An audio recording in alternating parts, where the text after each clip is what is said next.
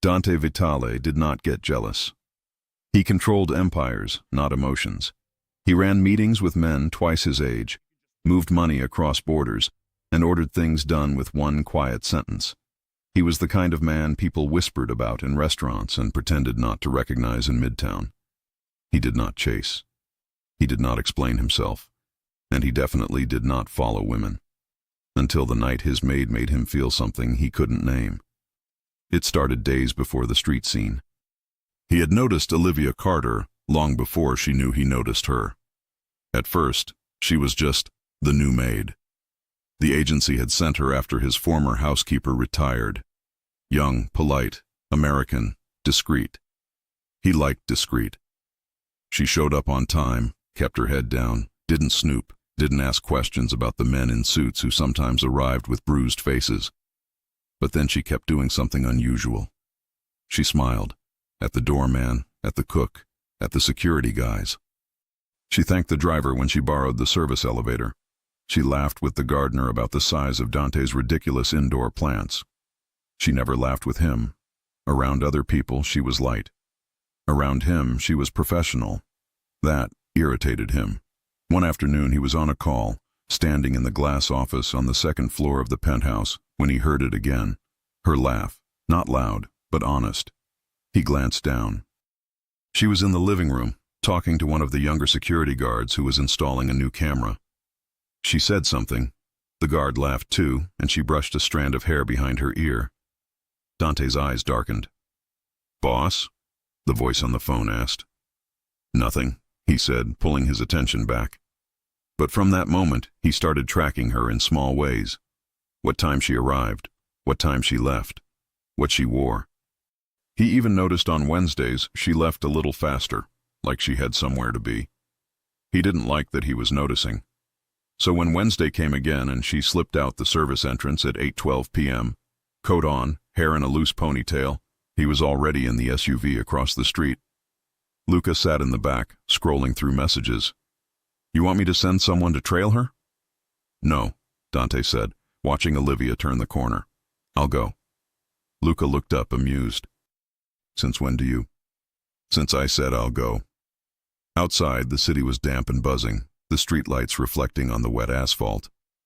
Olivia walked like someone used to doing things alone, fast, alert, but not paranoid.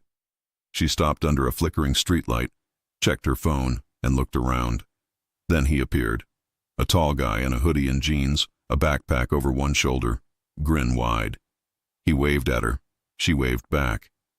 And then, Dante felt his chest pull tight. She ran the last few steps to hug him. Something snapped. "Who the hell is that?" Dante muttered under his breath. Luca leaned forward from the back seat. Maybe a date. That was the wrong answer. The door of the SUV swung open. Dante crossed the street with long, furious strides, black coat moving like a shadow around him. "Olivia!" His voice cut through the air. She jumped, turning around. "Mr. Vitale?" The other guy looked confused. "Liv, who is he?" Dante demanded, eyes locked on her. Not the man, on her. "You leave my building and meet some man on the street at night?" People glanced over. The scene didn't match. A powerful, dangerously handsome man in an expensive coat confronting a maid and some random guy on a New York sidewalk. Olivia's brows pulled together. What? "You could have been followed," Dante went on, as if that explained why he was there. "You didn't tell security. You didn't tell me. You just walk out and meet some—" "Okay, hold on," the guy said, lifting a hand. "Why are you talking to her like—" "Because she works for me," Dante snapped, "and I don't like surprises." Olivia stared at him, and then her eyes widened with realization. Oh no, he thought. She pressed her lips together to keep from laughing, but it was useless. "Mr. Vitale, this is my brother." Silence. Dante stilled. "What?" The guy, tall, freckled, not even her type, grinned and stuck out a hand Dante did not take. "Ryan Carter, her brother. I came to walk her home. You must be the intense boss." Olivia burst out laughing. It came out bright and genuine, the kind of laugh Dante had wanted to pull out of her, but not like this. You followed me? She asked between laughs. You actually followed me because you thought I was on a date? Dante felt heat crawl up his neck, an emotion he hadn't felt since he was 15. I misread the situation. Ryan shrugged. Happens, man. No, Dante said sharply. It doesn't. Olivia wiped at her eyes. Well, it happened tonight. Behind him across the street, Luca was flat out laughing in the SUV. Dante cleared his throat, trying to regain an ounce of dignity. It was a security concern. Sure, Olivia said, still smiling. You were very concerned. I apologize, he said, clipped. He looked her brother over. Harmless. Civilian. Not a threat. Which made his reaction even more ridiculous. It won't happen again. He turned and walked away before she could say anything else. The night swallowed him back up, but Olivia's laughter followed him all the way to the car.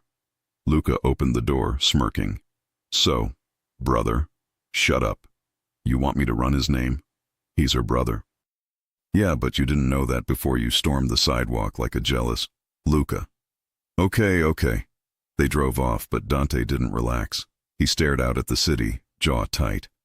Why had it bothered him so much? He'd had women, beautiful, expensive, ambitious women. None of them had made him get out of a car in the rain to interrogate them on the sidewalk. Olivia cleaned his house. She made coffee. She asked where to stock the towels. So why the hell did it feel like someone had tried to take something that was his? The next morning, the penthouse was quiet. Floor-to-ceiling windows let in cold November light over marble floors and dark furniture. The city hummed far below. Olivia arrived at 8:01 a.m., sharp, like always. Ponytail, simple makeup, black flats. As if she hadn't watched her Mafia boss employer have a jealous meltdown in public the night before. Good morning, Mr. Vitale, she said as she stepped in. He was already there. Usually he left early. Meetings, warehouses, restaurants that were covers for other things. Today he was in the living room, suit jacket off, white shirt open at the collar, a file in hand he clearly wasn't reading. His eyes went straight to her. Morning. You're in, she said, pretending to be surprised. Early. Had business, he lied. Olivia went to the kitchen, set her bag down, washed her hands. She could feel his eyes on her. She bit back a smile. About last night, he started. She turned, leaning on the counter. No, please, let me remember it exactly as it was. His brow lifted. As what? As the night Dante Vitale, king of the New York underworld, almost arrested my brother because I dared to have a life. The corner of his mouth twitched. You enjoy this too much. A little, she admitted. You should have seen your face. He took a few steps toward her, slow, unhurried, all control again. You're lucky I don't fire you. You won't. Why not? Because I'm good at what I do. And because you weren't mad I was out. You were mad you didn't know who I was with. Silence. She'd hit it. Dante's eyes darkened. That was the thing about power. It was easy to command entire rooms, but much harder to control one woman who saw through you. He changed the subject. From now on, if someone's picking you up, tell security. So you can run background checks on my family, she teased, grabbing a cloth to wipe the counter.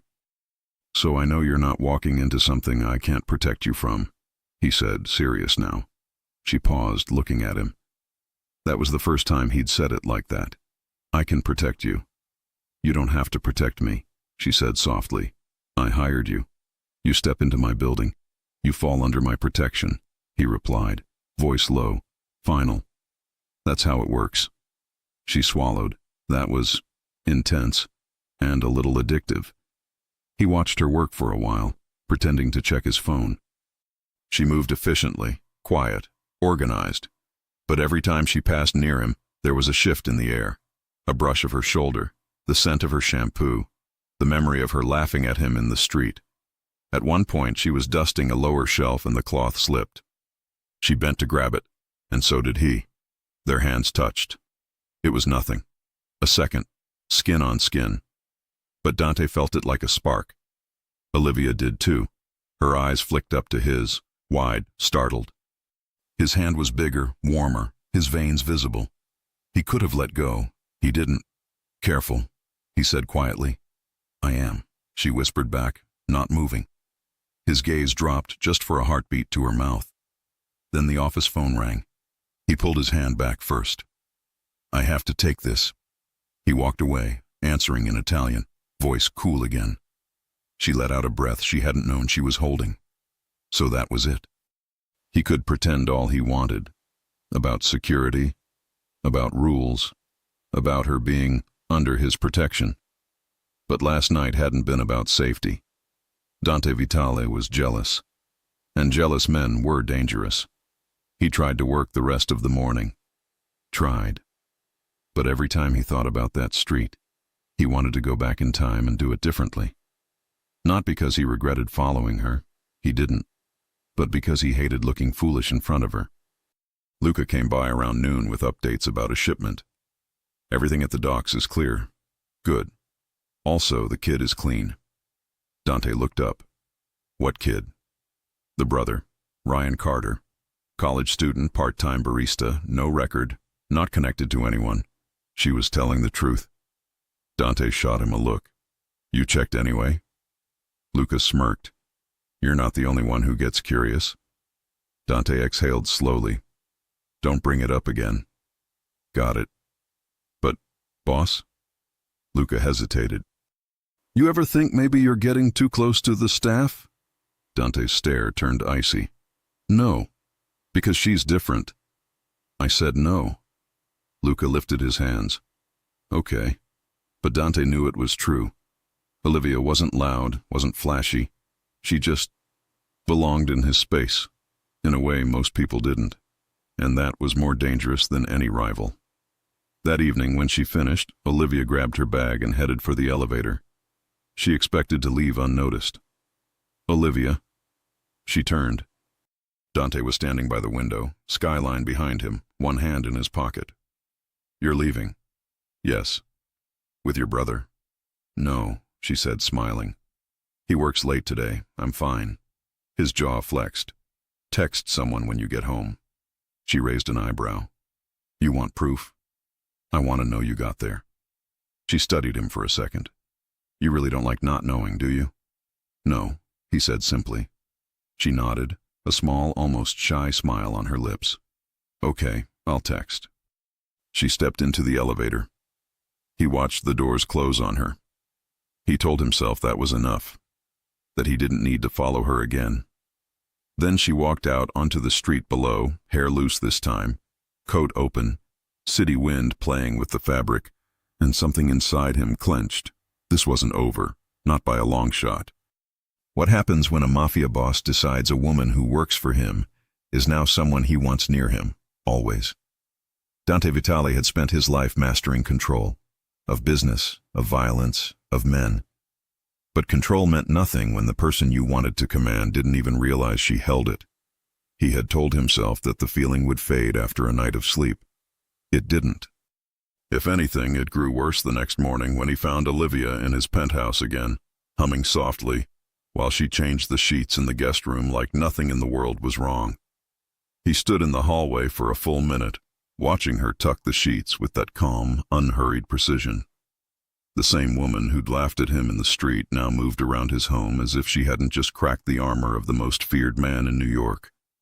Mr. Vitale, she said without looking up. Are you going to stare all morning or do you want the bed done?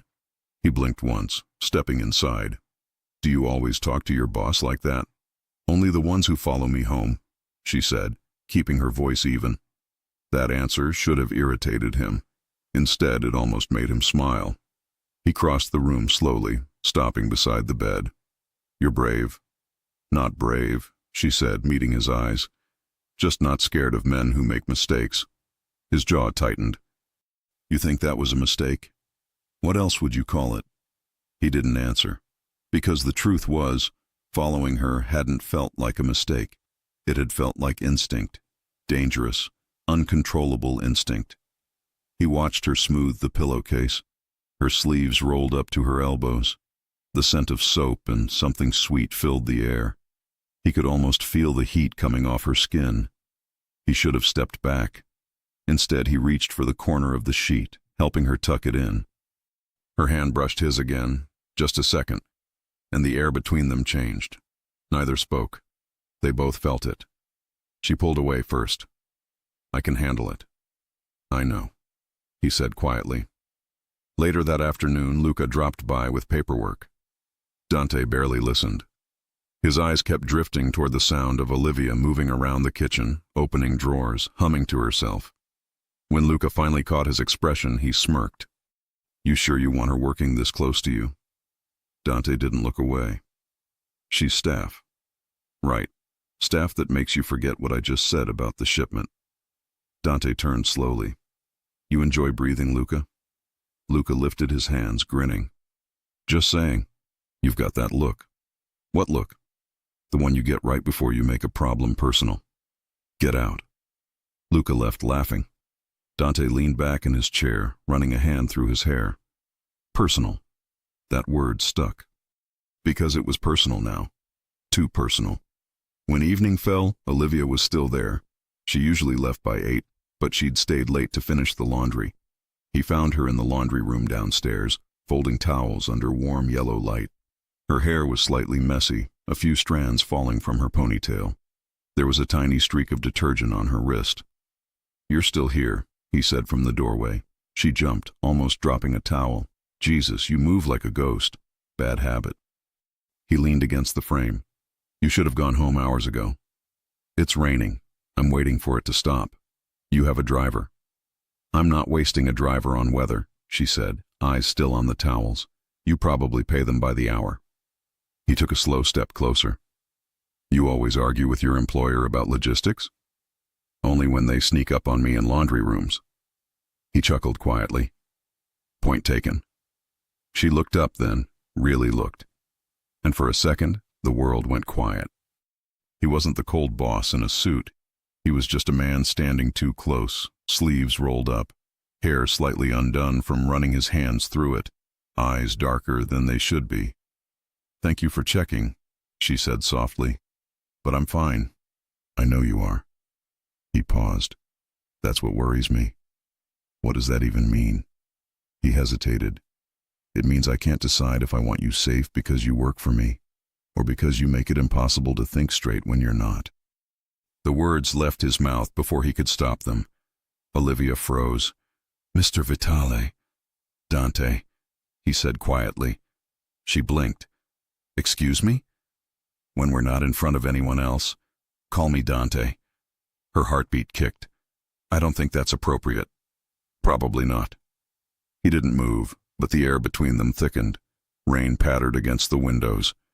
The faint hum of the dryer filled the silence. He reached out and brushed the streak of detergent from her wrist with his thumb.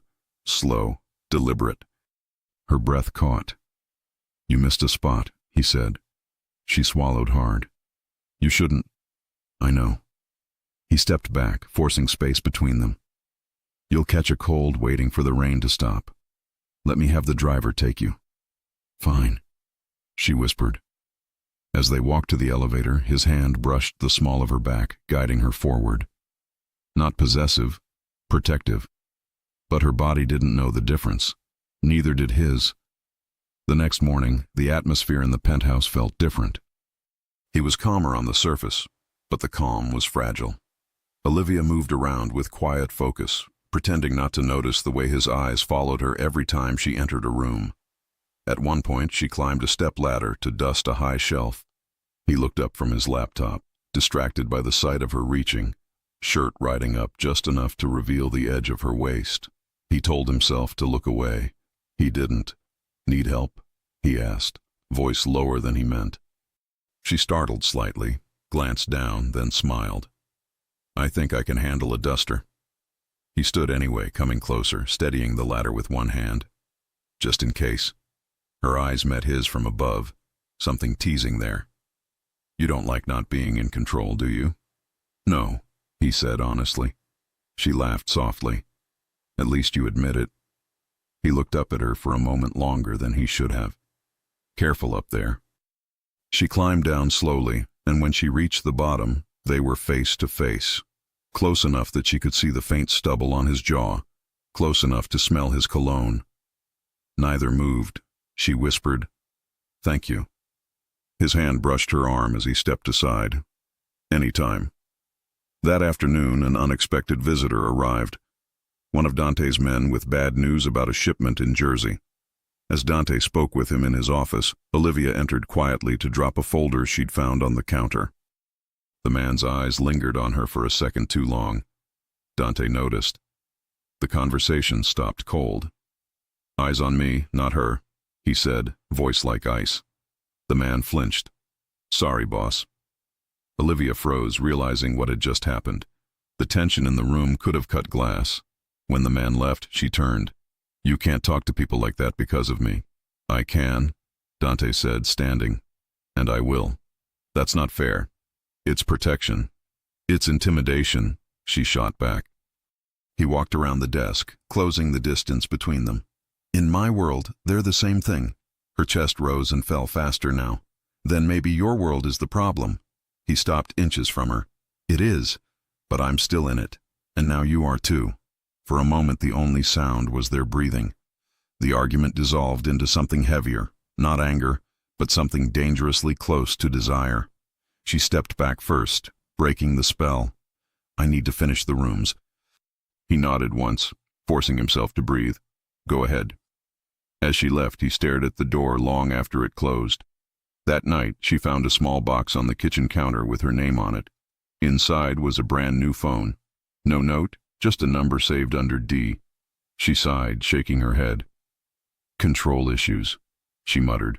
But when she got home and the rain started again, she texted him anyway. "Olivia, made it home. No need to send the driver. D. Good. Lock your door." Olivia, "You always this bossy?" D. Always this worried.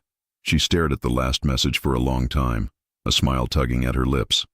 Up in the penthouse, Dante set the phone down and leaned back in his chair, watching the city lights blink through the window. He told himself it was just a message, just a check-in. But deep down, he knew. The line between protection and possession had already vanished. What happens when a simple act of protection turns into something neither of them can ignore? And the dangerous world around Dante starts noticing her too. The next morning, Olivia arrived earlier than usual. She told herself it was because she wanted to finish the laundry before the rain started again. But deep down, she knew she wanted to see if Dante would mention the text from the night before. He did. The moment she walked into the kitchen, he looked up from his espresso, phone in hand. "You texted." "I did," she said carefully, hanging her coat. "You told me to. You didn't have to listen. You told me to lock my door too. Should I have ignored that part?" He studied her face for a moment, lips curving slightly. "You're impossible." "Thank you," she said, smiling faintly, and went back to cleaning the counter. Dante leaned back in his chair, watching her. He didn't like how easily she smiled at him now, not because it bothered him, but because it did the opposite.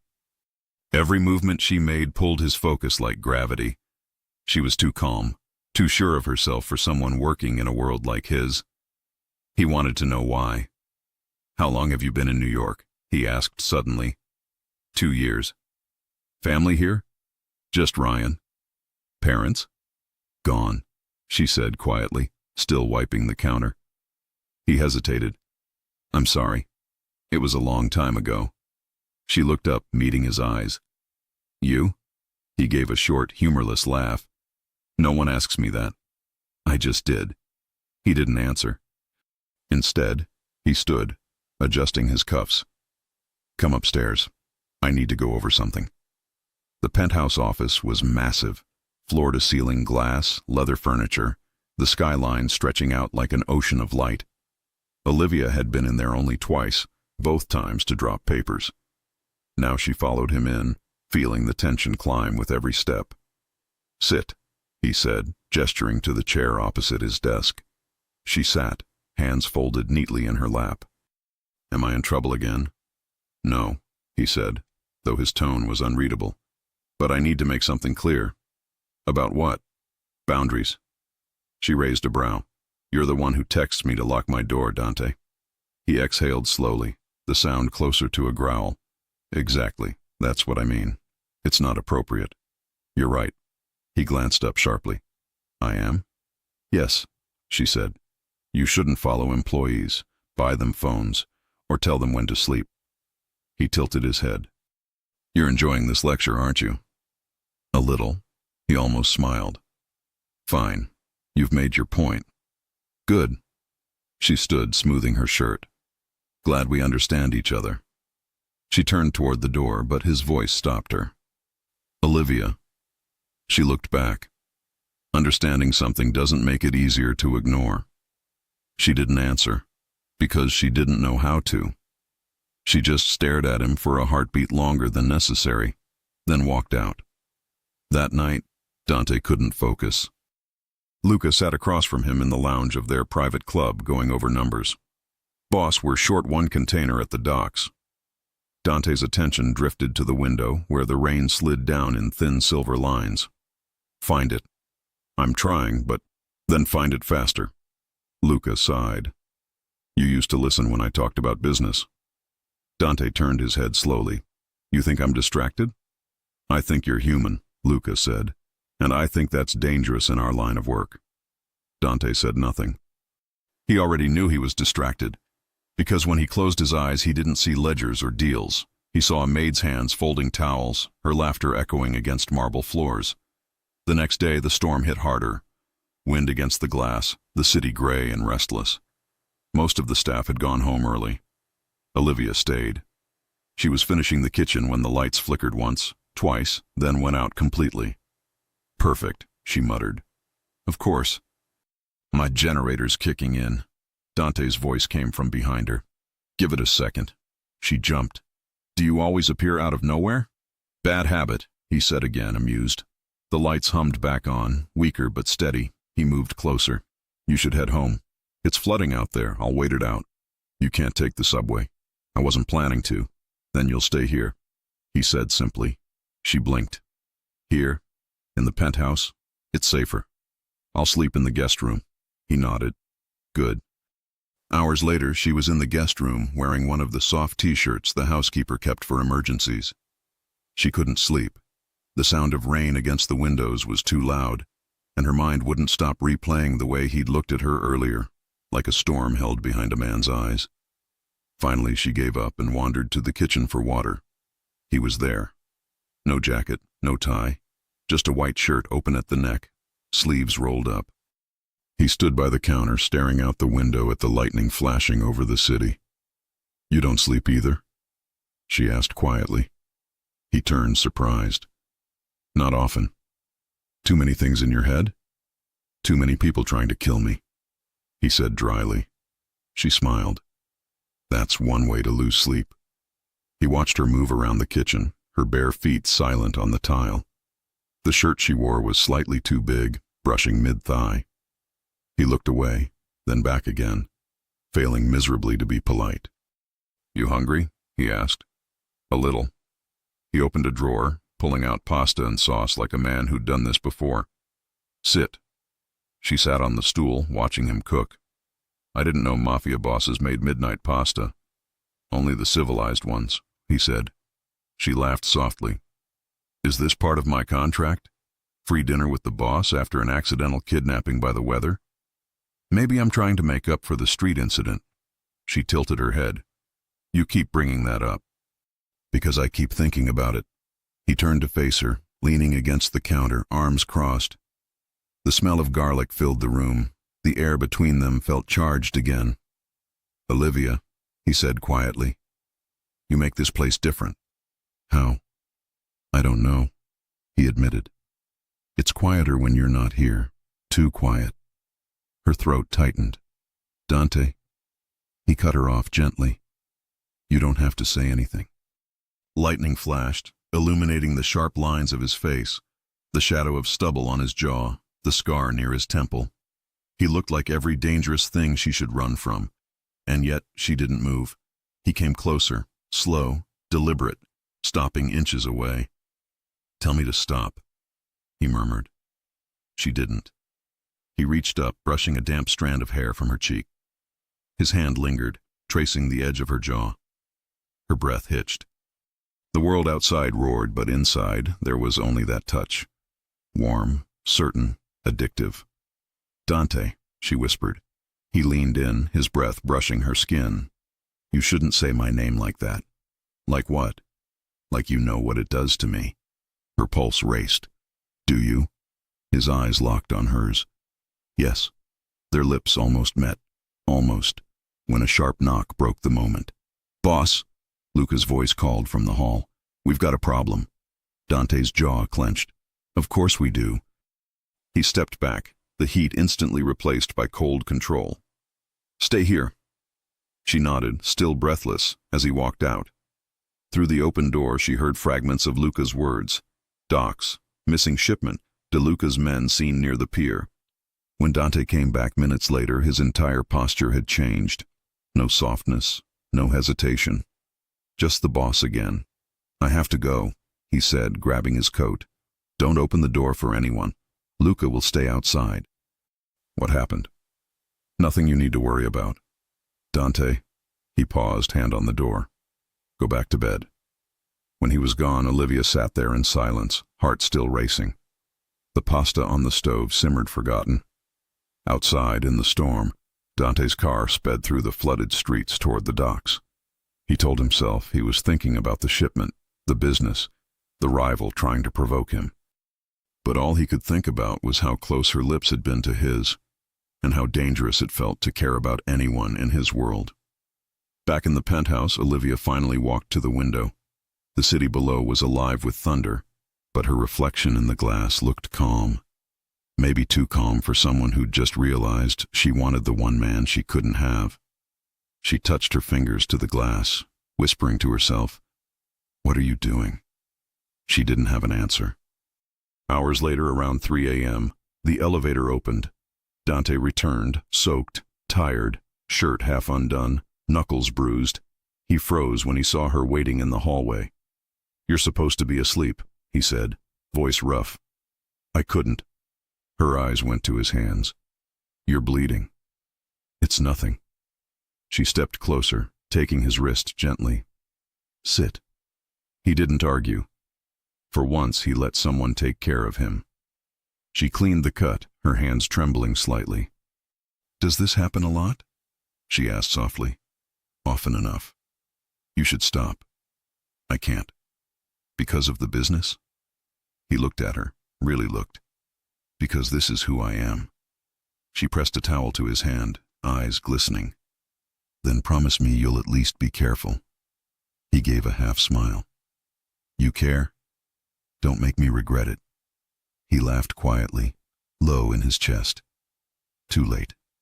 For a moment it was quiet again. The storm had eased outside, leaving only the hum of the city. She kept her hand on his, and neither moved. When she finally looked up, their eyes met, and that was all it took. Every line they'd drawn, every rule they'd tried to follow, vanished. He leaned forward, brushing his lips against hers. It was soft, almost cautious at first, then deeper, hungrier. She tasted rain and danger, and something that felt like truth.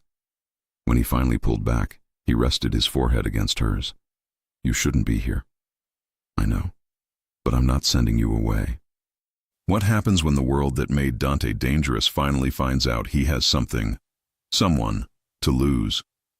Olivia woke up in the guest room of a Mafia boss's penthouse knowing one thing for sure. After last night, nothing would ever be just work again.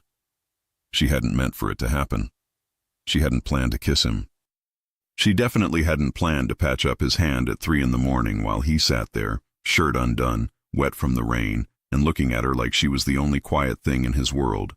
But she had, and he had kissed her back, fully, without hiding, without pretending it was a mistake. Now she had to walk out there and see him like they hadn't crossed a line. She got dressed quickly in the extra clothes the housekeeper kept for emergencies, simple black pants, a soft beige sweater. She tied her hair back, took a deep breath, and stepped into the hallway. Dante was already awake. Of course he was. He was in the kitchen, suit pants on, white shirt rolled at the sleeves, coffee in one hand, phone in the other. His hair was still damp from the shower, and he had that look again, half boss, half man who hadn't slept much. He saw her the second she walked in. Something flickered in his eyes. "Morning," he said. "Morning," she replied, pretending to be casual, pretending she hadn't wanted to kiss him again the second she opened her eyes. He watched her go to the sink, wash her hands, start preparing breakfast like any other day, like she was still the maid, like he hadn't held her face in his hands hours ago. "You don't have to work today," he said suddenly. She looked over her shoulder. "I work here. That's what I do." "You were up half the night. So were you. That's different." "How?" she asked, turning fully now. "Because you run an empire and I run a dishwasher." His jaw clenched. "Because someone took a shot at us last night." She froze. "What?" He set the coffee down. "At the docks. Not at me directly. Warning shots. DeLuca's men were there." The name was new to her, but she didn't need details.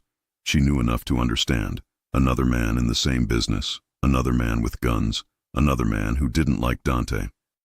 "So they tried to scare you?" "They tried to see how far I'd go." His eyes locked on hers. "And I don't like it when people test me." "What does that have to do with me?" He hesitated, and in that hesitation she understood. "They saw me," she whispered. "Not clearly, but they saw someone in the penthouse. Someone I cared enough to keep there." Her stomach dropped. "Dante, this is why I told you to tell security when you meet people. This is why I follow when something doesn't make sense. This is why I don't like surprises. You think they'll come after me?" "I think," he said slowly, "that when a man like DeLuca wants leverage, he looks for whatever you're trying to protect." She swallowed. "And you're trying to protect me?" "Yes." His answer was immediate, firm. No embarrassment this time, no pretending. He said it like a fact. She looked down at the countertop, fingers tracing the marble. "I didn't ask for that." "I know. I just took a job." "I know." "I didn't know you'd want you," he finished for her, voice low. "Neither did I." Silence stretched between them. He stepped closer, resting his hands on the counter, crowding her in but not quite touching. "So now we adjust." "How?" "You stay here until I say it's clear." Her head snapped up. "Here, as in, live here? Temporarily. Dante, I can't just move into your penthouse because a guy you hate saw a light on." "You can," he said, "because you already stayed once. Because I know they were at the docks. Because I am not letting anyone get near you to make a point to me." She stared at him. "You really think they'd use me?" He didn't blink. "I would." That stunned her more than threats, more than guns, more than the name DeLuca. "You would?" she breathed. He nodded once. "If I saw an enemy get out of his car at 3 a.m. to go back upstairs for someone, I'd know she mattered." Her cheeks warmed. "I didn't know you saw that." "I see everything." He said it like a warning and like a promise. By noon, the decision wasn't optional anymore. Luca came in with his usual unbothered swagger, but Olivia noticed his eyes were sharper, more alert. He scanned the windows, the elevator, the entrances. "We got confirmation," he said to Dante. "DeLuca's guy was taking pictures." "Of the docks?" Olivia asked. Luca glanced at her, then at Dante. "Of the building." Dante's voice dropped. "You sure?" "Yeah. They know where you live." "And they saw someone else walk around here last night. Blonde, smaller, definitely not staff we know." Olivia's heart hammered. "That was me." "Yeah," Luca said. "That's why I'm saying, if you don't want her hurt, stop pretending she's just the maid." Dante nodded once. "She's staying here." Luca smirked. "Thought you'd say that." Olivia looked between them. "Wait, do I get a say?" "No," both men said at the same time. She huffed. "Unbelievable." Dante's lips twitched. "Get your things after work." "I don't have things. I rent a small room." "Then we'll send someone to get what you have." "This is insane. This is protection. This is control." He didn't deny it. "Yes." She stared at him for a long second. "Fine, but I'm not sleeping in the same bed as you." He raised an eyebrow. That wasn't on the table. She blushed. Luca coughed to hide a laugh.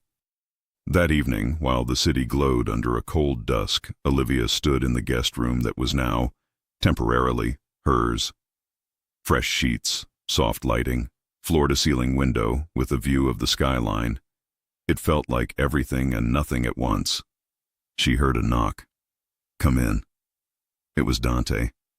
He was different now.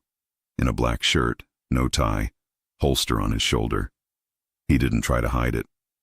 If she was going to stay in his world, she might as well see it. "You okay?" he asked. "Yes." "You can say no." She gave him a look. "Can I?" He smirked. "You can complain." "I already did. I heard." He stepped into the room, looking around. "If you need anything." She folded her arms. "I need to know something." "What? Why are you doing this? Really? And don't say protection." His eyes met hers, steady. "Because they figured out I have a weak spot, and because I am not losing you over a man I should have taken out months ago." Her breath caught. "You don't even know if you have me." He took 2 slow steps toward her. "Don't I?" She didn't answer. He lifted a hand, brushing his fingers down her arm, slow, deliberate. Her skin erupted in goosebumps. He watched it happen. "This is what I meant," he said softly. "I can't have you walking around the city like you don't belong to anyone, not when I feel this." She looked up at him, heart in her throat. "Say it." "I want you close," he said. "I want you where I can see you. I want you safe. And I want them to know you're under me." Her knees almost buckled. "That sounds possessive." "It is." She swallowed. "And if I say it's too much?" His eyes softened just a fraction. "Then I'll still protect you. But I won't pretend I don't want more." Her chest rose and fell faster. "Dante." He leaned in, not to kiss her, but to speak against her ear. "You have no idea what it does to me that you laughed at me in the street and I still can't stop thinking about you." She smiled, eyes closing for a second. "You're not going to forgive that, are you?" "Never." He pulled back just enough to look at her. "Dinner's in 20. Don't disappear." Dinner was quiet, but not awkward. He sat at the head of the long table. She sat at the side, closer than a staff member would, further than a lover would. He didn't let the other staff serve tonight. He dismissed them and did it himself, plating the food, pouring the wine. "You cook," she said, surprised. "I eat," he corrected. "I like it good." "So you can kill someone at 3 a.m. and make perfect pasta at 8 p.m. Interesting skill set." He chuckled. "You're not scared." "Should I be?" "Yes." She met his gaze. "I'm more scared of being lied to." "I won't lie to you," he said immediately. "You already did," she said, tilting her head. "You said you don't get jealous." He stared at her. Then he laughed. Really laughed. That low, rare sound that made him look younger. "Okay. That one I lied about." They ate. They talked about normal things. Ryan's classes, her first job, the first time he got in trouble as a teenager. She learned he grew up in Brooklyn, that his father was old school, that violence had been in his life long before he chose it. "You don't regret it?" she asked. "No. Not even now." He held her gaze. "Not even now." That answer should have scared her. Instead, it just made him look honest. Later, she was in the kitchen rinsing plates when she felt him behind her. She didn't have to turn. She knew his presence now. "You don't have to do dishes," he said. Force of habit. He reached around her, taking the plate from her hands, his chest brushing her back. Her breath hitched. He set the plate down and didn't move away. "Olivia." "You know this changes everything, right?" She stared at the sink. "I figured. You can't go back to being just staff." "I figured that too." His hand slid slowly from the counter to her waist, fingers pressing lightly over the fabric of her sweater. Not grabbing, not rushing, just claiming. She closed her eyes. "You're not scared," he murmured. "I am," she whispered. "Not of you." of the mess. I'll handle the mess. You can't control everything. He bent, lips near her ear. Watch me. She almost turned to kiss him then. Almost, but a sharp buzz sounded on his phone. He checked it and the softness vanished from his face. What is it? She asked. He was already in boss mode again. They moved. Who? DeLuca's guys. They were near your old building. Her blood ran cold. What? They were looking for you, he said, eyes on hers. They asked the landlord if you still lived there. She felt her legs weaken. How did they? Because I let you go there alone for too long, he said, furious at himself. That's over. I don't live there anymore, she said quickly. Your men picked up my things. They don't know that yet, he said. So we're going to make sure they never get close enough to find out. She nodded, heart pounding. Okay. He cupped her face suddenly, his thumb tracing her cheek. Look at me. She did. They will not touch you, he said, each word slow and lethal. Not while I'm breathing. She believed him, completely. That night, the penthouse was quieter than usual. Security doubled at the entrance. Lucas stayed downstairs. The cameras were checked twice. Olivia sat on the edge of the guest bed, staring at the door, feeling the weight of a life she hadn't chosen closing in on her. She heard footsteps. A soft knock. It's me, Dante's voice said. She opened.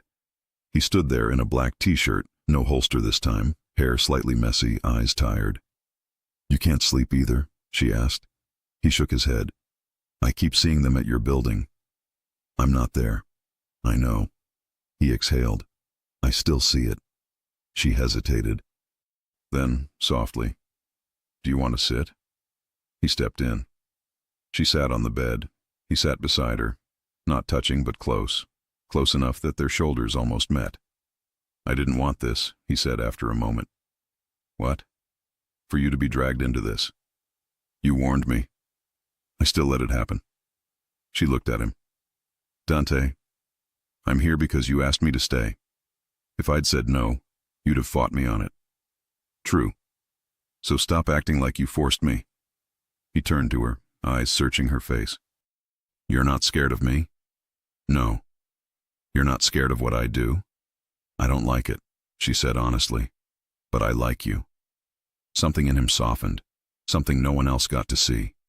You shouldn't. I know. He reached over then, slowly, giving her every second to pull away. She didn't. His hand slid to the back of her neck, warm and sure, and he pulled her in for a kiss. This one wasn't cautious. It was hungry. She leaned into him, fingers gripping his shirt, heart pounding. He tasted like coffee and danger, and something that felt like home even though it shouldn't. He deepened the kiss, but he kept control, not of her, but of himself. He wasn't going to rush, not tonight, not when she was staying here because of his world. He pulled back, resting his forehead on hers. If I start this, I won't want to stop. She was breathing hard. Then don't start. He huffed a laugh. You're cruel. You're the one putting me in your house and telling me not to feel anything. I didn't say that, he murmured. I said it's dangerous. She looked into his eyes. What isn't with you? He had no answer. He kissed her again, slower this time, like memorizing her, and then forced himself to stand. I have to check downstairs, he said, voice rough. Lock your door. I thought I was under your protection. You are. Lock it anyway. He walked to the door, hand on the knob. Then he looked back, gaze fierce. Olivia. Yes? From this point on, if anyone asks, you're with me. What happens when the entire criminal world realizes Dante Vitale now has someone to lose, and she realizes loving him means living in that world too? When Dante said, you're with me, he meant it. Not in the casual way people say we're together, but in the old world, dangerous way that meant something permanent. Everyone around him knew. Every man who worked for him heard it once and didn't need to hear it again. Olivia Carter now belonged to Dante Vitale. He never said it in front of her again, but his world had already received the message, and so had she. The following morning, Olivia woke to a new reality. Her name was on the building's private security list. Her fingerprint now opened the elevator that led to his penthouse. And for the first time, the guards outside nodded respectfully instead of pretending she was invisible. It should have felt safe. Instead, it felt like standing in a spotlight. She entered the kitchen to find Dante already on the phone, pacing near the window. The skyline behind him looked sharp, metallic, just like the man in front of it. "Yes," he said quietly into the phone. "No mistakes this time. If DeLuca moves again, I want eyes before he breathes." He hung up and finally looked at her. His face softened instantly. "Morning." "Morning," she said, pouring herself coffee. "Planning another war?" "Preventing one." She arched a brow. "That's comforting." He smirked. "You slept?" "Barely. I told you you'd get used to it. I don't think anyone should get used to men with guns outside the door. That's because you didn't grow up with them." She looked at him for a long second. "Is that what this is for you? Normal? Necessary?"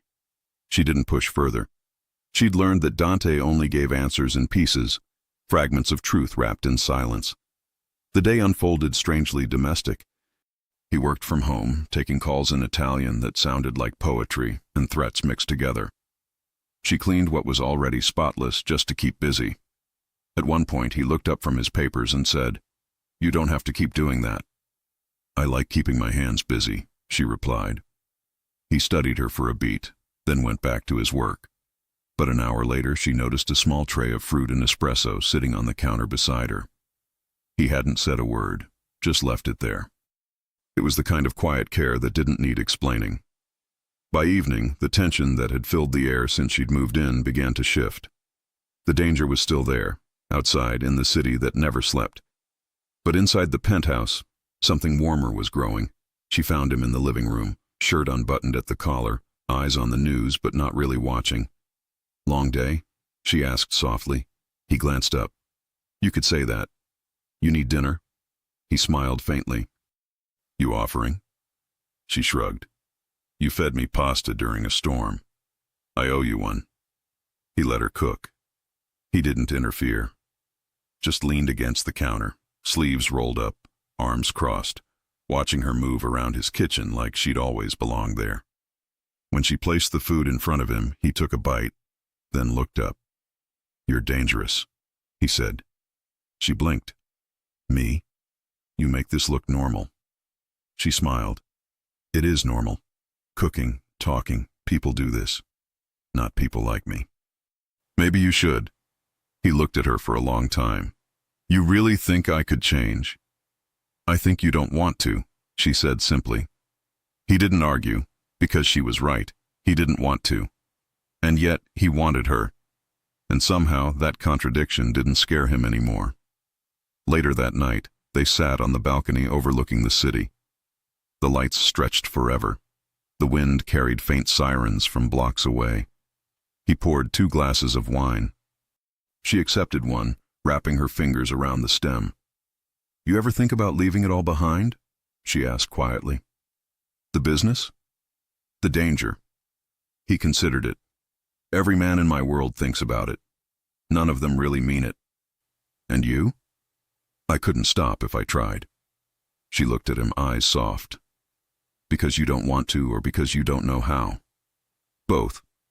They sat in silence for a while. Then she said, "What if someone made you want to?" He smiled, not cold, genuine, amused, a little sad. "Then I'd want to protect her from it. But I wouldn't pretend to be something I'm not."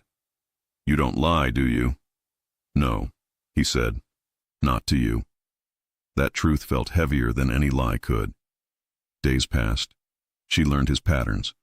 He liked his coffee black, his whiskey at night, his paperwork organized down to the smallest detail. He didn't sleep more than 5 hours. He hated when people raised their voices, and he always kept a gun within reach, even when he was smiling. He learned hers too. She hummed when she cleaned, she laughed at bad jokes, she talked to herself when she cooked, and she called him Dante now, not Mr. Vitale. That alone made every man in his circle nervous. No one else dared say his first name. One afternoon, Luca showed up as usual, uninvited and too relaxed. "Boss," he said, walking in with a folder. "We got a lead on DeLuca's men." Olivia glanced up from the kitchen. "Coffee?" Luca grinned. "You're spoiling us, Liv." Dante's head snapped up. "What did you call her?" Luca froze. Nothing, boss." Olivia hid a smile. When Luca left, Dante said, "He's lucky he's my friend." She laughed. "He's harmless. He's loud. You're jealous." He looked at her sharply, then shook his head. "You think I don't notice how people look at you? They're just being polite. Not polite enough." She crossed her arms. "You can't control everyone." He stepped close, voice dropping. "No, but I can make them afraid to try." Her heart kicked faster. "You realize how crazy that sounds?"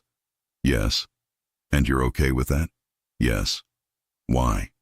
"Because it's the only way to keep you safe." She stared at him for a long second. "You really believe that?" "I know it." And maybe, she thought, that was what made him who he was. A man who equated love with protection, control with care. It was twisted, but it was real. That night he took her somewhere new. He didn't say where they were going, just told her to wear something nice. The car stopped in front of a quiet Italian restaurant downtown. Not one of his flashy spots, but something older, warmer, full of candlelight and low jazz. "This is yours," she realized as they stepped inside. He nodded. "One of them." The staff greeted him with respect, not fear, but reverence. A table waited in the corner, private and set for two. He held her chair. "This doesn't feel like your world," she said softly. "It's the part I don't show most people." They ordered, they talked, and when the music changed, he extended a hand. "Dance with me." Her eyes widened. "Here." "Why not?" She hesitated only a second before placing her hand in his. He led her onto the small open space near their table. His hand settled at her waist, hers rested lightly on his shoulder. He moved like he was born to it, steady, confident, close. She smiled up at him. "Who taught you this?" "My mother," he said quietly, "before she died." Her chest tightened. "You never talk about her." "She loved music," he said simply. "Said it was the only thing that made the world feel safe." Olivia pressed her head lightly against his chest. Maybe she was right. He held her a little tighter. When they left the restaurant, two of his men flanked the car. She noticed, but didn't ask. She'd learned not to. Halfway home, Dante's phone buzzed. He checked the screen, face hardening. "What is it?" she asked. He didn't answer. "Dante?" He closed the phone slowly. "Ryan." Her pulse skipped. "What about him?" "He's fine," Dante said quickly. "But DeLuca's men made contact." Her breath caught. "What do you mean, contact?" "They followed him after class. Didn't touch him. Just made sure he noticed." "Oh my God." "He's safe now," Dante said. "Luca's men picked him up. They're bringing him here." Her voice trembled. "You think they did it to scare you or me?" "Both." When Ryan arrived, pale and confused, Olivia ran to him. "Are you okay?" "Yeah," he said. "They didn't do anything, just stared. One of them said your name, then mine." Dante stood behind her, silent, calculating. Ryan looked at him. "You said you'd keep her safe." "I will," Dante said. "You said none of this would touch us." "I said I'd protect her, and now I'm protecting you too." Ryan looked between them. "Protect or own?" "Ryan," Olivia warned softly. "No," he said, shaking his head. "You have no idea what you're in, Liv." Dante stepped forward, calm but firm. "You're right. She doesn't. But she will. And you'll stay alive because I said so." Ryan swallowed. "I don't owe you anything." "No," Dante said, voice low. "But your sister does." Ryan's jaw clenched. "You don't scare me." "You should," Dante said quietly, "because I don't make threats twice." The air thickened until Olivia finally stepped between them. "Enough." Dante looked at her, then at Ryan, then backed off a step. "He'll stay in the lower apartment for now. Luca will set it up." Ryan hesitated. You really think I'm safer here? I know you are, Dante said. Because nobody touches what's mine. Ryan looked at his sister, then back at Dante. That's exactly what I'm afraid of. That night, Olivia couldn't sleep. She lay in bed staring at the ceiling, hearing every distant sound of the city, every echo of Ryan's voice. Dante knocked once, then stepped inside quietly. You awake? She sat up. You shouldn't be here. Neither should you, he said. But we are. He crossed to her, sat on the edge of the bed, close but not touching. I meant what I said. He's safe. I know. You're angry. I'm tired, she said, of pretending this isn't bigger than me. It is bigger than you, he said softly. It's bigger than me too. Then why don't you stop? He looked at her for a long moment. Because this is all I know. She exhaled shakily. And if I asked you to walk away? He shook his head. You wouldn't. Why not? Because you already know who I am, and you kissed me anyway. Her throat tightened. That doesn't mean I'm okay with this. It means you see me, he said quietly, and no one ever has. She looked at him, the man everyone feared, sitting there like he'd finally let someone in. And she realized she wasn't just living in his world anymore. She was part of it. He reached for her hand. Whatever happens next, you stay close to me. I always do, she whispered. He leaned in and kissed her, deep and certain, the kind of kiss that felt like both a promise and a warning. When DeLuca decides to strike back, Dante must face the cost of loving someone outside the Mafia, and Olivia will finally see just how far he's willing to go to protect what's his. It happened on a Tuesday. Nothing about the day said danger. The sky was clear, the city was noisy. Dante was in his office going over shipments, and Olivia was making lunch like this was a normal home and not the headquarters of a man other criminals watched from a distance. Ryan was in the lower apartment, trying to pretend he wasn't under protection. He'd argued, complained, said he didn't want to be part of this. But he was still there, because even he knew that if men from Dante's world had his name, he couldn't go back to pretending he was just a college kid. Olivia took him food every day. Don't get used to this, she always said. I already am, he always said back. At noon, she went down like always. She knocked. Ryan, open. I brought... No answer. She frowned. Ryan, don't make me use the code. Still nothing. She typed in the code Dante's men had set for her, pushed the door open and stepped inside. The plate in her hand slipped. The place was a mess. Chair tipped over. Ryan's backpack on the floor, his phone on the table, and in the center of the room, taped to the wall, a single folded piece of paper with a name scrawled in black marker. Vitale. Her blood went cold. Dante! She screamed. Footsteps thundered. Two of his men rushed in first, guns already out. Dante was right behind them, eyes scanning the room in 1 second, taking in everything. He's gone, Olivia said, voice shaking. They took him. They left that. One of the men handed Dante the note. He opened it. It was simple. You took what was mine. I took what you care about. Let's see who breaks first. R. DeLuca. Dante's jaw flexed once. No shouting, no questions, no panic, just pure, sharp rage. He turned to his men. Lock every entrance, no one in or out. Find the cameras. Olivia grabbed his arm. Dante, they have Ryan. I know. We have to go get him. He looked at her then, really looked, seeing the fear in her eyes. We will. When? Now. 15 minutes later, the penthouse was buzzing. Luca spread photos and printouts over the table. We got footage from the garage. 2 men. Masks. They knew where to go. They went straight to Carter's door.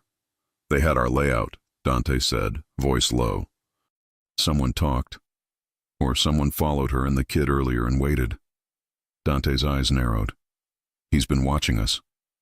Olivia stood between them, shaking. What are you going to do? Dante looked at her. Get your brother back. How? The same way I get everything back. I take it. That's not an answer. It's the only one I have. She stared at him. At the man who was always calm, always calculating. Today, he looked like a storm barely contained. Is he going to be okay? Yes. How do you know? Because I'm going to make sure of it. Dante. He stepped close, grabbing her face in both hands. Listen to me. This is what it costs. What? Being with me. This is what it costs. People will come for you. For him. For anyone I look at too long. This is why I tried to keep you in the building. This is why I don't like surprises. Tears burned her eyes. I didn't ask for this. I know, but I'm still going to fix it. He kissed her forehead fast and fierce, then turned to Luca. We know where he'd take him? Luca nodded to a map. DeLuca's been using an old print factory in Jersey. We tracked 2 cars there this morning. Then that's where we're going. I'll go with you. No, Dante said at once. You stay. Olivia snapped her head up. No, I'm coming. Olivia, he took my brother because of me, she said, voice trembling but steady. I'm not staying here waiting to hear if he's alive. He took your brother because of me, Dante corrected. This is my war, not yours. You made me part of it. He stared at her. Then he swore under his breath. Fine, you go in the second car. You don't leave it unless I say. She nodded fast. Okay. He grabbed her wrist. I mean it. You don't move until I tell you. I won't. He held her eyes for one more second, as if memorizing her. Then he let go. The ride to Jersey was tense. Dante was in the first SUV with Luca and 2 of his best men. Olivia sat in the second with one of his security guys beside her, gun visible. Rain started again, hitting the windows like fingers. She looked ahead at the black SUV and thought, this is what loving him means. This. Not just kisses and pasta and city views. This. Her phone buzzed. Dante, don't get out until I say. Olivia, just bring him back. Dante, I will. Olivia, don't get shot. Dante, not in the plan. She almost laughed. Almost. The factory was exactly where Luca said it would be. A wide, abandoned brick building near the water, chain-link fences, broken windows. Classic place for a message. Dante's SUV stopped first. He got out, coat open, gun already in his hand. Olivia watched from the back car, heart in her throat. Luca and the men fanned out.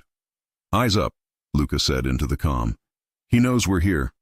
Dante walked forward, calm as if he owned the building. DeLuca, he shouted. You wanted me here. I'm here. A voice echoed from inside. You brought friends. You took something of mine, Dante called back. I don't play alone when people do that. Oh, she is something, isn't she? DeLuca's voice was mocking, slick. Pretty little maid. Didn't think you were the type, Vitale. Dante's grip tightened. You touch her, I burn your entire operation. Relax, DeLuca said. I didn't take the girl, yet. I took the brother, to show you how easy it is. Olivia clawed at the door handle, but the guard beside her shook his head. Boss said stay. She could see inside from where she sat, not clearly, but enough. A chair, a figure. Ryan, hands tied, mouth taped but alive, her eyes filled. Dante stepped into the doorway, but not too far. He knew better than to walk into a trap. Let him go, he said. You hurt my people, I hurt yours, DeLuca said, stepping into view. Mid-40s, dark coat, smirk that said he liked this. You thought you could steal my men, my territory, my shipments, and I wouldn't respond? You sent men after a woman, Dante said. That's weak. I sent men after your weakness, DeLuca replied. Big difference. You want me? Dante said. I'm here. Let him go. DeLuca laughed. You think I don't see what's happening? You think I don't see you going soft? Bringing a civilian into your house? Letting everyone see it? Since when does Dante Vitale bring home a maid?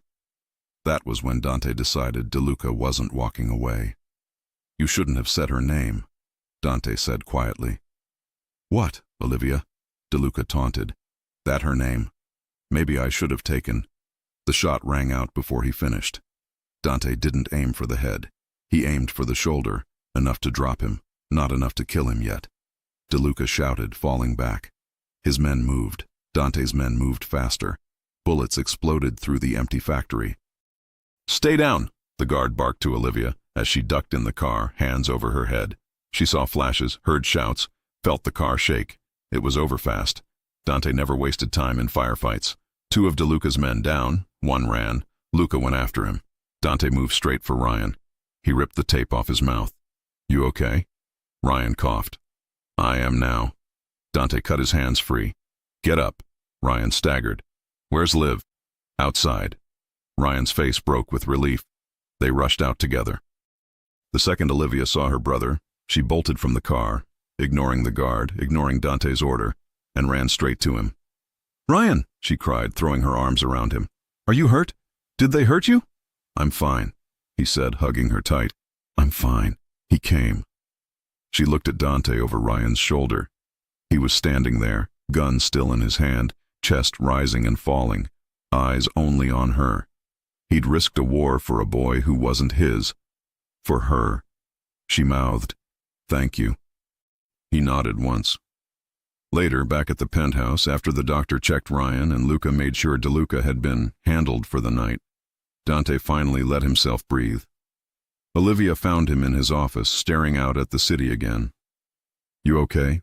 she asked. He didn't turn. "You didn't listen." "I know. I told you to stay in the car."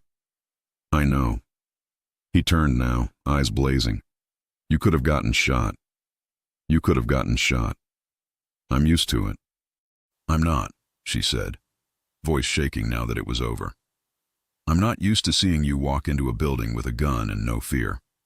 I'm not used to you risking your life because of me." He walked around the desk, coming close. "That's what this is, Olivia. That's what being with me looks like. You wanted to be part of it." "I wanted you," she said. "Not the guns. You can't separate them." "I know." He took a breath, then said it. The thing he hadn't planned to say. "I knew about you before you worked for me." She froze. "What?" He held her gaze. "You think an agency sends someone into my home and I don't check? I knew your name. I knew your brother. I knew you worked 2 jobs. I knew you never missed a payment. I knew you weren't connected to anyone." Her eyes burned. "So you... what, picked me?" "Yes." "Why?" "Because you were clean," he said. "Because you weren't using the job to get close to me. Because you smiled at the doorman for real. Because you came in, did your work, and left. Because you were light in a place that's dark most days." She stared at him, disbelief and something else mixing in her chest. "So when you followed me that night, I already knew you had a brother," he admitted. "I just didn't like seeing you laugh with another man." She let out a breath that was half a laugh, half a sob. "You're unbelievable. I told you I don't like surprises. You could have told me. You would have quit." She paused. "Maybe. I didn't want you to quit. And now, he said, stepping even closer, "I want you to stay, even after today, even after seeing what this life costs." She swallowed hard. "I almost lost my brother. But you didn't. Because of you." "Yes." She looked up at him, eyes wet. "I love him." "I know. I can't lose him." "You won't," he said. "Not while I'm here." She searched his face. "And you? Who protects you?" He almost smiled. "No one." She lifted a hand and touched his cheek. "I could." His eyes darkened. "That's not your job." "I don't care." He grabbed her wrist, pulled her in. The kiss wasn't gentle this time. It was relief, anger, adrenaline, all of it at once. She kissed him back just as hard, fingers tangling in his hair. He broke away first, breathing hard. "Marry me." She blinked. "What?" "Marry me," he repeated, like it was the easiest thing in the world. "You're already in my house. My men already know your name. DeLuca already tried to use you. There's no going back. Marry me." Her mouth opened. "Dante, you were in a shootout an hour ago." "I don't want to wait," he said. "I don't want to pretend you're just the maid. I don't want anyone thinking you're temporary. You're mine." She shook her head slowly, stunned. "But you said you wouldn't leave the business." "I won't." Then you're asking me to marry a mafia boss? Yes. You're not promising to change? No. You're not promising to be safer? No. You're just asking me to stay in it. With you? Yes. She stared at him. At the man who just risked his life for her brother, who'd admitted he'd investigated her before she even cleaned his floor, who didn't lie about who he was. And for the first time she realized he wasn't going to be redeemed. He was going to be loved anyway. I need to think, she whispered. He nodded once. Then think. He stepped back, giving her space, something he rarely did. But as she walked toward the door, he said, Olivia. She looked back. I'm not asking because I'm afraid of losing you, he said. I'm asking because today proved I can't afford to. Will she marry a man who just proved he will always choose the crime, even while choosing her? Or will loving Dante Vitale mean accepting a life where danger never leaves? The days after the kidnapping felt like the calm after a war. Ryan was alive. DeLuca was gone. No one asked how. And New York, in all its chaos, went back to pretending it didn't know the name Dante Vitale. But inside the penthouse, nothing was the same. Olivia woke every morning to quiet she didn't trust. Dante worked, made calls, met people, but his eyes found her every time she walked by, as if to make sure she was still there, still breathing, still his. They barely talked about what had happened. They didn't have to. Some things in his world didn't need words. But every night, when the city lights flickered across their windows, she thought about what he'd asked her. Marry me. It wasn't a fairy tale proposal. There was no ring, no kneeling, no promises of a clean life. It was a confession, one that came from a man who knew he couldn't change, but was still willing to let her in anyway. And she hadn't said yes. Not yet. On the third night after the rescue, she found him on the balcony again, glass of whiskey in hand, shirt open at the collar. The city below looked small, almost innocent. The man standing above it didn't. She stepped outside quietly. You never sleep, do you? He didn't turn. Sleep's for people who feel safe. And you don't? He smiled without humor. Not since I was 15. She walked closer, the cold air brushing her skin. You still thinking about what you said? I'm thinking about how you haven't answered. She crossed her arms. You proposed right after a gunfight, Dante. Some of us need time to breathe. Time doesn't change who I am. I know. She hesitated, then said softly, That's what scares me. He turned then, fully, and faced her. You think I don't know what this means? You think I haven't tried to stop myself from asking you? Then why did you? Because you make me feel human, he said simply. And no one in my life has ever done that without wanting something in return. She met his gaze. And if I say yes, what happens to me? He stepped closer. You get me. All of me. The good, the bad, the danger. You get a name that protects you and a man who doesn't know how to leave you. That sounds like both a promise and a threat. He smiled faintly. It's both. She laughed softly, shaking her head. You're impossible. I'm yours, he said. Her heart jumped. You really believe that, don't you? He nodded once. I do. The wedding happened quietly, 3 weeks later. No press, no church, no family, just power and silence. It took place in the garden of one of Dante's properties upstate, a place so private it didn't appear on maps. Ryan walked her down the small stone path, still uneasy about everything, but unwilling to let anyone else do it. You sure? He whispered. She smiled faintly. I've never been sure. He sighed, half proud, half worried. He's not like us, Liv. I know, she said. But he looks at me like he is. When they reached the archway, Dante was there. No tux, just a perfectly tailored black suit, open collar, hair slicked back, eyes only on her. For a man who spent his life commanding armies, he looked strangely nervous. The officiant spoke briefly.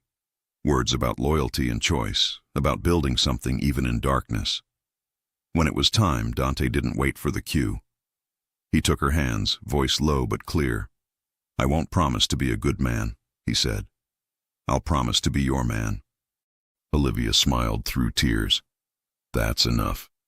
"Too late to run," he whispered. "Wasn't planning to." When he kissed her, Luca whistled quietly from the side, and even the guards looked away with small smiles. It was done, Mrs. Vitale.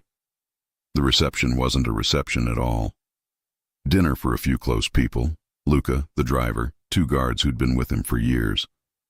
Ryan sat stiffly at the end of the table, still trying to understand the idea of his sister marrying the man who terrified half the city. Dante made a toast. "To loyalty," he said simply, "and to the woman who has more courage than anyone in this room." Olivia raised her glass. "To a life that makes sense, even if no one else understands it."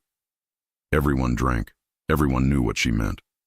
Later that night, as the cars left and the lights dimmed, Dante walked with her through the quiet property. The air smelled like rain and earth. The house behind them glowed warm and gold. "You nervous?" he asked. She smiled. "About what?" "Being married to a criminal." She looked at him, then reached for his hand. "No, I'm married to you." He stopped walking. "You really mean that?" "Yes." He exhaled, like something heavy had lifted off his chest. "Then I need to tell you something." She frowned. "What?" He turned, facing her fully. "DeLuca's gone. His men are scattered, but there'll be others." "There always are. I can't promise peace." "I'm not asking for peace. What are you asking for?" She stepped closer, laying her hand on his chest. "Honesty, respect, and to never find out from someone else what you've done." He covered her hand with his. "Done. And one more thing." He raised an eyebrow. "What's that?" "When you walk back into that world, you leave me out of it. You don't bring it home." He nodded slowly. "Deal. And if you break that deal?" He smiled. "Then you'll make me pay for it." "I will." He kissed her then, slow and certain, the kind of kiss that sealed more than a marriage. Weeks turned into months. The world around them adjusted. People whispered when she appeared beside him at dinners, when her photo leaked once. A simple shot of her stepping out of his car, his hand at her back. The caption in the tabloid was simple. "The untouchable finally touched." She ignored it. He didn't. Anyone who printed her picture again mysteriously stopped. Ryan finished college, stayed close, slowly made peace with the man who'd saved his life. And Dante kept his empire running, smarter, quieter, deadlier. He came home every night, never before midnight, always with that same look when he saw her, the look of a man who still couldn't believe she was real. Sometimes, when she couldn't sleep, she'd walk to the balcony and find him there, watching the city. "You still thinking about it?" she'd ask. "About what?" "The other life, the old one." He'd smirk. "This is the life. And me? You're the reason I still have one." One evening, as the sun set in orange streaks across Manhattan, she joined him outside. He was in his usual place, whiskey, silence, the city at his feet. "Do you ever regret it?" she asked. He looked at her. "Marrying you?" "No," she said softly. "Letting me into your world." He thought for a long moment. "I don't regret what keeps me alive." She smiled. "You call this living?" He pulled her close, his voice low against her hair. "I call this mine." And she realized he was right. Not because his world was safe, but because, somehow, she belonged in it. A week later, Luca brought news of a rival trying to move into one of Dante's territories. "Handle it," Dante said simply, signing a document. "Already on it," Luca replied, then glanced at Olivia standing nearby. "You sure you want her hearing this?" "She's my wife," Dante said. "She hears everything I want her to." Olivia smiled faintly. "Relax, Luca, I'm not taking notes." Luca left, shaking his head. "You're going to make the boss soft, Mrs. Vitale." She laughed. "I think I already did." Dante looked up from his papers. "You think I'm soft?" She walked over, leaned against his desk. "Not soft. Human." He reached for her hand, pulling her closer. "Don't tell anyone." She grinned. Your secret's safe with me. That night, lying in bed, Olivia listened to the faint hum of the city outside. Dante's arm was around her, his breathing steady against her neck. The same man who once ruled by fear now slept like he finally had something worth losing. And for the first time in a long time, she wasn't afraid of tomorrow. Because she understood it now. The cost, the danger, the heat, the loyalty. It wasn't about taming him. It was about standing next to him and knowing she could. In the morning, when he left for a meeting, he kissed her cheek and whispered, "Be good." "You too," she said. He smirked. No promises. She watched him go, that black suit and quiet power that somehow felt like home. The door closed, and she smiled to herself. This was her life now, unpredictable, dangerous, alive. And for better or worse, it was exactly what she'd chosen. She didn't marry a hero. She married the storm, and learned how to stand in the middle of it. If you enjoy stories like this, take a moment to subscribe to the channel. That's how I'll know you truly liked it. Even if you're watching on your TV, grab a second to join this family of fans who love emotional and heartfelt stories. Your support means everything, and it helps us bring you even more tales like this one. Dante Vitale did not get jealous.